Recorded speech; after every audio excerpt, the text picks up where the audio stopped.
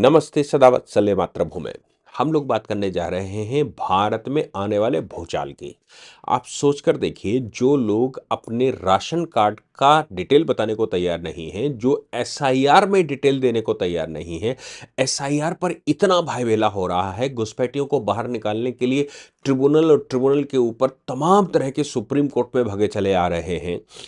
कहते हैं रोटी बेटी के संबंध हो गए, शादी यहाँ हो गई तो यहाँ बच्चे हो गए, बच्चे होने के बाद ऐसे हो गए। हालांकि भारत के गृह मंत्री ने साफ तौर पर कहा, ये भारत में प्रधानमंत्री, मुख्यमंत्री और सरकार घुसपैठिए तय नहीं करेंगे। ये भारत का नागरिक ही तय करेगा कि भारत में सरकार किसकी होगी, भारत को कौन चलाएगा। बात सही भी है, लेकिन आप सोचकर देखो कि जो लोग जाति जनगणना की डिमांड कर रहे थे बिहार में, जिन्होंने जाति जनगणना के नाम पर खूब ड्रामा किया, और राहुल गांधी जाति के आधार पर खेलने से बाज नहीं आ रहे हैं, वो लोग जिस समय सरकार ने, केंद्र की सरकार ने यह तय किया था कि हम डिटेल लोगों की लेंगे, आधार के साथ सबको लिंक कर देंगे, और जो कोई भी भारत में रहता है उसका एक यूनिक आधार नंबर के साथ उसकी प्रॉपर्टी, उसका जो कुछ भी ट्रांजैक्शन है, उसके बैंक अकाउंट है, उसका जो भी वो करता है, इकोनॉमिक जो भी उसकी बाइंडिंग है, वो सब एक आधार नंबर के साथ जोड़ देंगे। उसके पुलिस केसेस, मुकदमे, उसका रेवेन्यू, उसका टैक्सेशन, सब कुछ।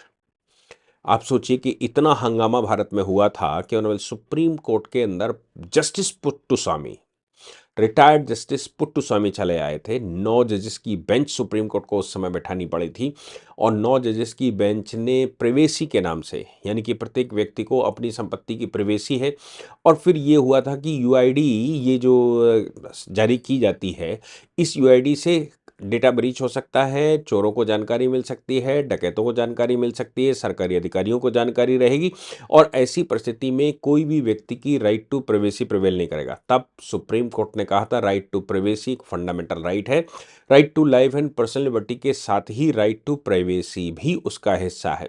लेकिन दोनों में सामंजस्य बिठाना होगा, ऐसा उन्होंने कहा था। जहां बहुत आवश्यक है वहां पर यह दिया जा सकता है, बाकी सब जगह पर रिस्ट्रिक्शन है, ऑप्शनल है। ठीक है भाई। और उस पर वैन लगा दिया गया था 2002। फिर उसके बाद एक और 5 जजेस की बेंच का केस आया था जिसने क्लैरिफिकेशन और दे दिया। तो फिर आपको याद होगा, बैंक में उस समय, जहां तक मुझे याद है 2016-17 की बात होगी, बैंक में आधार लिंक करना कंपलसरी कर दिया गया था, नहीं तो बैंक अकाउंट सीज करने की बात कर दी गई थी। सुप्रीम कोर्ट के जजमेंट के बाद वो ऑप्शनल कर दिया गया। अभी भी बैंकें मोस्टली आधार मांगती हैं, लेकिन अगर आप नहीं देंगे तो वो जबरदस्ती नहीं कर सकते। यानी कि आपका जो स्ट्रक्चर है, जो आपका करप्शन है, जो आपका धन है, जो आपका वैभव है, जो आपका सब कुछ, ये हिसाब किताब आपने बनाकर रखा है, इसको सरकार नहीं ले सकती। चाहे वो पैसा कितने ही करप्शन से क्यों ना आया हो, चाहे वो पैसा किसी भी साधन से क्यों ना आया हो, चाहे वो रिसोर्सेस किसी भी साधन से क्यों ना आए हो, परिवार में कितनी भी संपत्ति क्यों ना बना ली गई हो, वो डेटा सरकार नहीं ले सकती, क्योंकि आधार कंपलसरी नहीं है। जब ये पता लगेगा कि जो एसआईआर की बात कही गई थी, जो राइट टू प्राइवेसी की बात कही गई थी, और जो बाकी चीजों की बात कही जा रही है, वो सब एक साथ मिलकर भारतवर्ष में आएंगे। 34 लाख लोग मिलकर इसकी तैयारी करेंगे। 34 लाख लोग घर घर जाकर डेटा कलेक्ट करेंगे। और इस डेटा कलेक्शन की खास बात यह है कि ये डेटा कलेक्शन मैनुअल नहीं होगा। उनके हाथ में एक टैबलेट होगा, उस टैबलेट में एक सॉफ्टवेयर होगा, उस सॉफ्टवेयर में कुछ कॉलम होंगे, उसमें कुछ ऑप्शन होंगे। उन ऑप्शंस में से एक ऑप्शन ही आपके लिए होगा। आप अपने मन से कहेंगे ये भर दो और ये मत भरो, ये चला दो, ये मत चलाओ, ऐसा नहीं होगा। सरकार ने वो ऐसा फुल प्रूफ प्लान बनाया है, मुझे लगता है कि उसको सुनकर लोगों के तोते ही नहीं उड़ेंगे, हवाइयां उड़ जाएंगी। हम सब जान रहे हैं कि 2021 में जनगणना होनी चाहिए थी, लेकिन 2021 में कोविड महामारी आ गई, जिसकी वजह से हम जनगणना नहीं करवा पाए। 2011 के बाद हमने जनगणना नहीं करवाई। केंद्र सरकार ने और ये केंद्र सरकार ने 16 जून 2025 को ही, यानी कि आज से लगभग 6 महीने पहले ही ये केंद्र सरकार ने अधिसूचना जारी कर दी थी, नोटिफिकेशन कर दिया था, गजट कर दिया था, और ये कहा था कि जनगणना अधिनियम 1948 की धारा 3 के तहत जनगणना जारी होगी। लेकिन अभी सरकार ने उसका फंड निकाल दिया और उसकी गाइडलाइन तय कर दी। हमने सबने वो प्रेस कॉन्फ्रेंस सुनी होगी, जिनमें ये कहा गया कि 2 चरणों में हम इसका हिसाब करेंगे। ये कहा गया है कि 1 मार्च 2027 तक सभी प्रदेशों में कवर हो जाएगा रात के 12 बजे तक। कुछ राज्य पहाड़ी क्षेत्र हैं, वहाँ सर्दी ज़्यादा होती है, इसलिए दिसंबर, जनवरी में हो नहीं सकता, तो उनको और 5 महीने का समय दिया गया, 6 महीने, 7 महीने का समय दिया गया, जिसमें लद्दाख, जम्मू कश्मीर, हिमाचल प्रदेश और उत्तराखंड है। इनकी कट ऑफ डेट है 1 अक्टूबर 2026। बाकी की जो कट ऑफ डेट है वो थोड़ी दूसरी है, मतलब इनको दोनों बर्फीली क्षेत्र हैं और इनके इनके दोनों के अलग अलग कहा गया है कि भाई इनका थोड़ा सा अलग अलग हिसाब रखा जाएगा, एक की डेट अलग है, दूसरे की डेट अलग है। अभी कल ही बजट मंजूरी कर दी गई, 12,500 करोड़, 11,718.24 करोड़ रुपया। ठीक है, लेकिन जब ये कहा गया कि जनगणना होगी कैसे, तो उन्होंने कहा भाई 2 चरणों में जनगणना होगी, एक चरण में नहीं होगी। पहले क्या होता था, जनगणना जब होती थी तो व्यक्ति जाता था, आपका डिटेल लेता था, कितने बच्चे हैं, कितने जिंदा हैं, कितने मरे हैं, कितने लड़के हैं, कितनी लड़कियां हैं, कितनी बहुरियां हैं, कितना आपका परिवार, ये डेटा लेकर चला आता था। लेकिन इस बार के डेटा की खास बात है, जब लोगों ने ये कहा कि नहीं, जाति जनगणना होनी चाहिए, जाति का हिसाब लगाना चाहिए, तो सरकार ने जाति जनगणना के अलावा एक बड़ा लंबा हिसाब बना दिया। घरों की सूची तैयार होगी, यानी कि भारतवर्ष में जो कोई भी रहता है, एक तरफ तो एसआईआर हो रहा है, वो डिटेल जा ही रही है। एसआईआर की डिटेल का मतलब है कि जिन लोगों ने एसआईआर का फॉर्म नहीं भरा, जो लोग एसआईआर में वेरीफाई नहीं हो पाए, वो चिन्हित हो गए, ऑटोमेटिकली चिन्हित हो गए। सपोज एक मोहल्ले में 10,000 लोग रहते हैं, उनका 10,000 का वोट है, एसआईआर के दौरान अब वो 8,000 रह गया, तो 2,000 लोग, उनमें कुछ मर गए होंगे, उनको छोड़ दीजिए, बाकी 2,000 लोग जो नहीं आए, उनका क्रॉस वेरिफिकेशन आसानी से हो जाएगा, छटनी हो जाएगी, वो क्वालिफाई हो जाएंगे। भाई इनके ऊपर थोड़ा ध्यान देना, ये कहाँ हैं, कौन है, कहाँ से आए, कैसे गए, ये सब कुछ इनका हिसाब। अगर ये माइग्रेंट हैं तो जहाँ से आए वहाँ का हिसाब, वहाँ का पता ढूंढिए और वहाँ से पता करिए वही भारत के नागरिक हैं कि नहीं है। अब उसमें से भी जो मृतक हैं उनको निकाल दीजिए, जो माइग्रेंट हैं उनको निकाल दीजिए। अब जो बच्चे गायब हो गए, जो अभी एसआईआर में नहीं आ पाए, आसानी सी बात है, 10%, 12%, 15% लोग अगर नहीं आ पाए, तो उन 15% की ही अब हिसाब लगाना है, किसी और का हिसाब नहीं लगाना। अब ये कह रहे हैं कि हम घरों की सूची तैयार करेंगे, आवास की स्थिति तैयार करेंगे, आपके आवास में कितने बाथरूम, कितने लेटरिन, क्या है। फिर कहा तुम्हारे आवास में या तुम्हारे पास सुविधाएं क्या क्या है, संपत्ति का रिकॉर्ड क्या क्या है, कितनी कारें हैं, कितने हवाई जहाज हैं, कितनी साइकिलें हैं और कितना क्या है, सब कुछ हिसाब निकाल कर रखेंगे। फिर और खतरनाक बात कर दी, बोले जहां तुम रहते हो, जो तुम्हारा स्थान है, वो उसकी जियो टैगिंग करेंगे, भौगोलिक चयन चिन्ह लगाएंगे। यानी कि व्यक्ति टैबलेट लेकर आपके घर में आया होगा, ये आपने सबने, अमेजन आजकल सप्लाई करता है, वो केवल जियो टैगिंग से ही चलता है, और बाकी के जो करते हैं वो सब आपके पास, उनके पास ऐप होता है, जो जो लोग आते हैं या जो लोग आपकी बुकिंग करते हैं तमाम तरह के आइटम, उनके पास टैब होता है, उस टैब में ऑप्शन होते हैं, उन्हीं ऑप्शन को दबाकर बुकिंग होती है, और वो टैब जो लेकर आता है अमेजन वाला या जो जो जो सप्लाई वाला, वो भी अपने पास एक टैब रखता है, सामान आपको सप्लाई करता है, वहां जियो टैगिंग हो जाती है, भाई ये व्यक्ति यहां पर गया था और ये हो गया। अगर वो ये कहता है कि हमने अटेम्प्ट किया था, तो जियो टैगिंग बता देगी कि इसने अटेम्प्ट किया था कि नहीं गया था, ये वहां तक गया था कि नहीं गया था।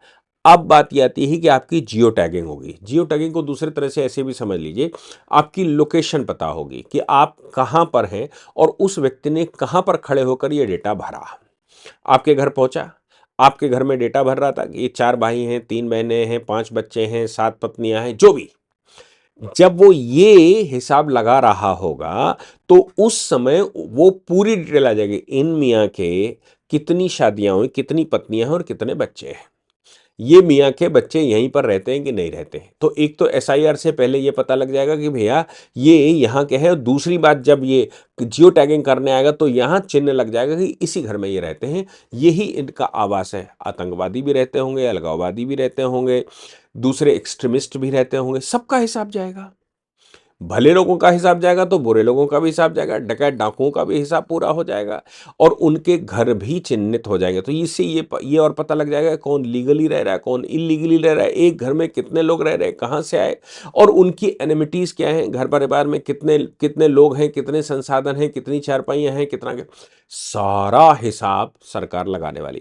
आप सोचो अगर एनआरसी सरकार करती, नेशनल रजिस्टर बनाती, तो भी ये नहीं कर पाती। एनआरसी करती तो भी वो सिर्फ नागरिकता ढूंढती, लेकिन अभी तो आपका एक एक हिसाब उस टैब पर जो व्यक्ति आएगा वो टैब पर आपके सामने चढ़ाएगा और जियो टैगिंग वहीं पर कर देगा, जिससे आपके दूध का दूध पानी का पानी फैल जाएगा।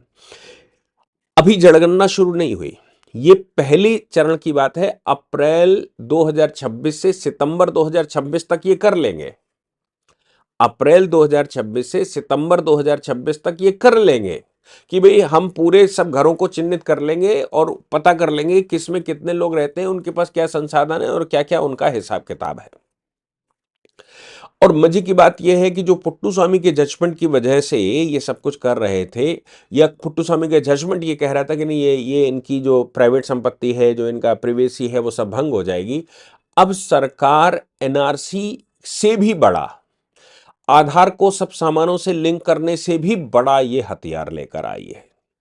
और ये मुझे लगता है जनगणना, अब सुप्रीम कोर्ट एसआईआर का मामला चल ही रहा है, चीफ जस्टिस ने कह दिया भाई हम रोज उनमें इंटरवेंशन नहीं कर सकते, हम बहुत उधम नहीं मचा सकते, लेकिन अब हमें लगता है कि एसआईआर के बाद ये जो जनगणना का नोटिफिकेशन है ये चैलेंज होने वाला है और ये बड़े स्तर पर चैलेंज होगा। इसकी बड़ी बेंच 9 से बढ़ाकर 11 की बेंच भी बैठानी पड़ेगी और ये आपका सारा डिटेल सरकार को दे देगा। सरकार अब आपके, और गाड़ियों के मामले में नितिन गडकरी जी वो लगा ही रहे हैं जियो टैगिंग से कि अब जहां भी जाओगे आपकी गाड़ी पता लग रही होगी, यहां से जा रहे हो जितना किलोमीटर चलोगे उतने पैसे अपने आप कटेंगे।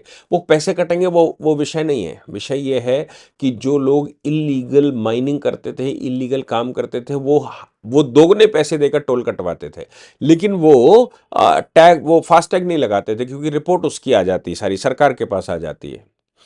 अब अगर वो खत्म हो जाएगा, आप जहां कहीं भी जाएंगे आप ट्रैक हो रहे होंगे, आपका हिसाब पता लग रहा होगा, आप कितने किलोमीटर पर हैं और कितने किलोमीटर चल चुके हैं और किस तरफ जा रहे हैं, सारा डिटेल सैटेलाइट के माध्यम से सरकार के पास होगा।